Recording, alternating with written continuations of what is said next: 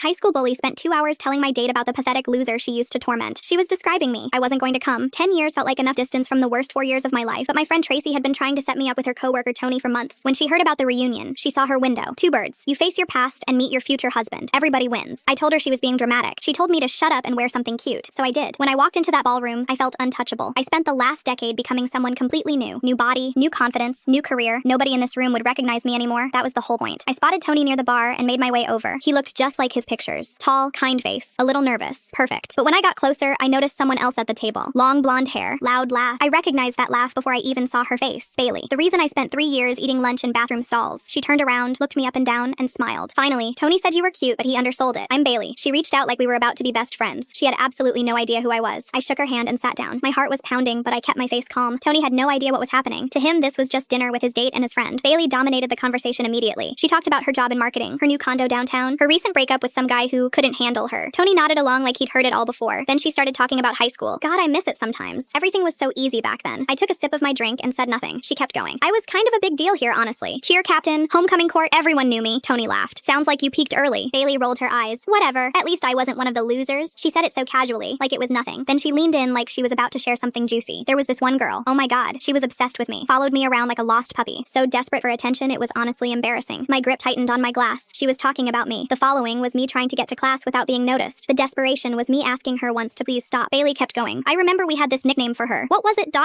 She snapped her fingers trying to remember. Trash can. That was it. Because she always hid by the dumpsters during lunch like a literal raccoon. Tony looked uncomfortable. That's kind of mean. Bailey waved him off. It was high school. Everyone was mean. Besides, she made it so easy. She was like this sad little ghost that nobody wanted around. I sat there listening to her describe the worst years of my life like they were a funny story. She had no idea the ghost was sitting right across from her. Bailey was still laughing at her own story when Tony cleared his throat. So whatever happened to her? Bailey shrugged. No idea. She transferred senior year, I think. Probably still a mess somewhere. She looked at me and smiled. Anyway, enough about ancient history. Tell me about you. Where'd you grow up? I set my drink down. Here, actually. Bailey blinked. Wait, you went to this school? I nodded. She leaned back and looked at me again. Harder this time. That's so weird. I seriously don't remember you at all. What year did you graduate? I told her. Same year as her. Her smile flickered. Okay, that's crazy. I knew everyone in our class. What was your name back then? I told her my name. My full name. The one she used to say in that mocking voice every single day. Bailey's face went pale. Her mouth opened but nothing came out. I watched the recognition hit her in waves. First confusion, then shock, then something that looked like fear. Wait, no. There's no way. I didn't say anything. I just sat there and let her put it together. Tony looked between us completely lost. Bailey's voice dropped to a whisper. Your trash can? I smiled for the first time all night. I go by my actual name now, but yeah, that was me. Bailey looked like she wanted the floor to swallow her whole. Oh my God, I didn't. You look so... She couldn't finish. Tony finally spoke. Wait, this is the girl you were just talking about? Bailey didn't answer. She didn't have to. The silence said everything. Bailey rushed out without another word. Tony watched her go, then turned to me. Everything she said tonight was fake. The job, the condo, she lives with her parents. I smiled. Turns out the ghost had a better life than the queen.